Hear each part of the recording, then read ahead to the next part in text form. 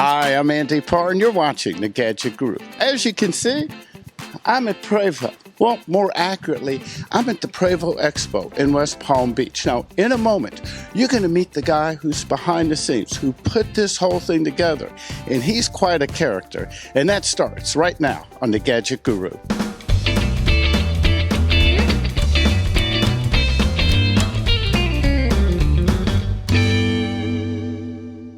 Let me introduce you to this guy right here. This is Jamie Bradford, and not only is he the guy behind the Prevost Expo, you also operate Prevost-Stuff.com. Now, for people who may not be familiar with that site, I'll put a link right down here. This is the go-to place for pre-owned and even new Prevost. Let's go on and start with Prevost-Stuff. Why don't you tell me about that? No, I'll hold the mic. Same thing I did. If you saw Gil's video, he tried to take my mic. We're not going to do that. All right. Well, good morning, Andy, and it's a pleasure to spend some time with you this morning. Prevost-Stuff.com is an online source for people who are interested in purchasing a Prevost motorhome. At any point in time, I probably have in excess of 200 coaches there for sale, and they are for sale by the converters that actually manufacture and finish the bus, and by dealers who deal with pre-owned coaches, and even individuals who want to list their coach for sale by owner.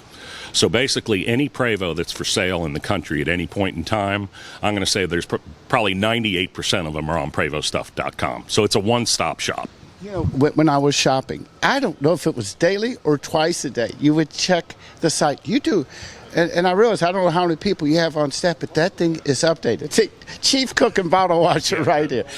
You really do an amazing job of keeping it up. There's a lot of pictures, the descriptions, I'm sure they're provided by the manufacturers. Now, Prevost Expo, you know, I'm going to roll some footage in here of what it looks like, you know, behind the Prevost booth where we're seated. I went to my first Prevost Stuff, now the Prevost Expo, last year when it was held. It almost overlapped with the Super Show, right, the RV Super Show in Tampa.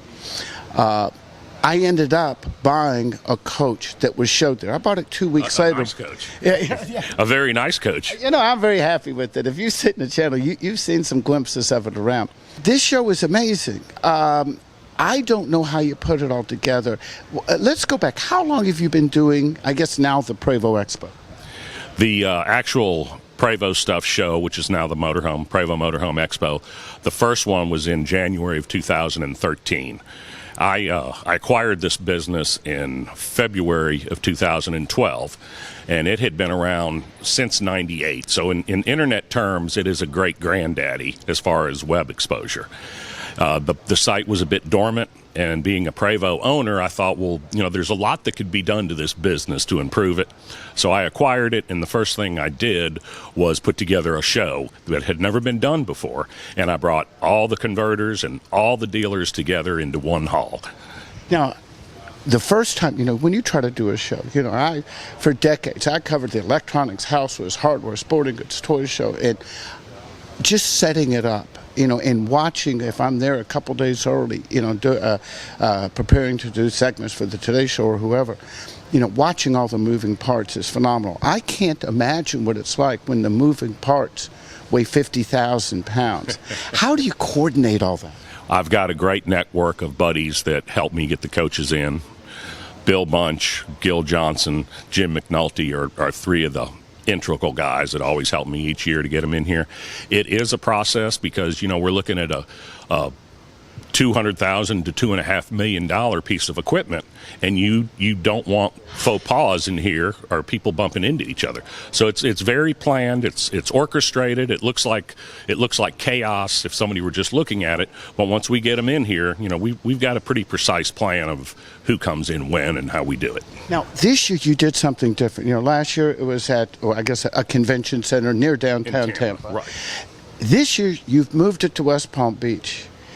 I'll ask what motivated you to do that. And again, there's an additional element that you've added. I'll let you tell us about it. Yeah, for the last 5 years in Tampa, that was a beautiful facility in downtown Tampa. I mean, a state-of-the-art convention center.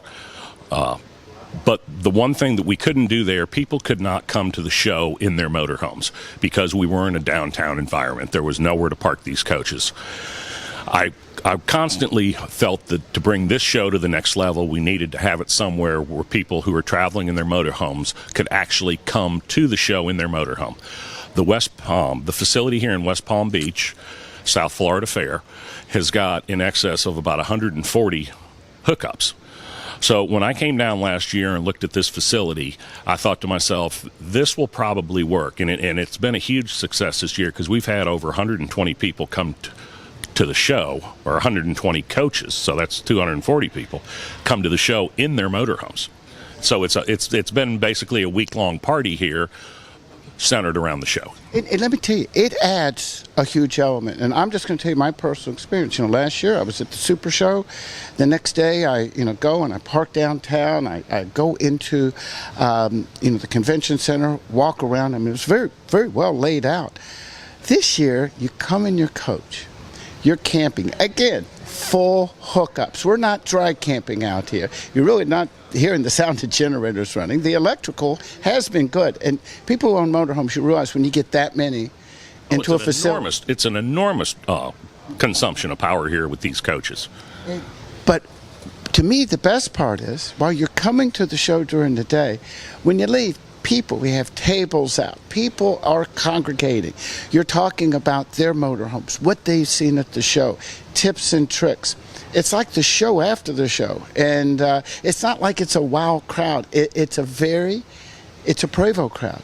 And well, the thing that's going on there, the dynamics there are, in the past in Tampa, people would come to the show and they'd see people they knew, and they would meet new people, etc.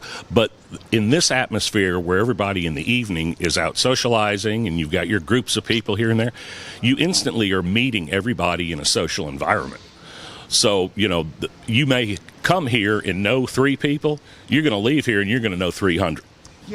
Again, I'm going to verify everything you said. I've made a lot of new friends, have a lot of new cards, some new contacts, some people I'm going to be meeting up with down the road. Now, let's go on and fast forward again next year. Are you back on the schedule? Tentatively. Okay. I mean, there's still some meat on that bone that needs to be worked out. But, yeah, if I can get it worked out, we'll be here, and I can foresee us being here indefinitely. Okay. If you could change anything about the way this one turned out, what would you do differently? Well, this year being the first year we brought all the motorhomes in, there was a little bit of confusion as far as getting people parked. The actual event started Monday. Sunday night, we had in excess of 50 people here that we didn't know were going to be here. So we kind of had to jump through some hoops to get people situated because there was another event here, and campers were taking up those spots. They weren't going to free up till Monday morning. So we kind of had to use our imagination and get people taken care of. Several people had to dry camp that night, but again, in a Prevost, dry camping is not an issue. No, it's not. Do you think you do it more of an appointment basis, or you come in the morning of, the afternoon of? Because what I saw, it was very organized. I think next year the proper way to do it is everybody would basically have an assigned spot, and we would have the spots numbered. So when they get here, they know they're in spot 66, and they're spot 66. I'm going to ask you a question, and I don't know if you can answer. I mean, the show still has 8 more hours to go. How have the sales been here? The sales have been very good. I talked to one of the banks who's here, and they told me that as of yesterday, they've taken like 14 or 16 applications for people that are very interested in a coach here. Typically what happens at this show, the first day is when people go around and look and see what's there and what they like, etc. And then the second day is when deals happen. So I think as this day progresses, we will definitely see a bunch of sold signs go up on these coaches.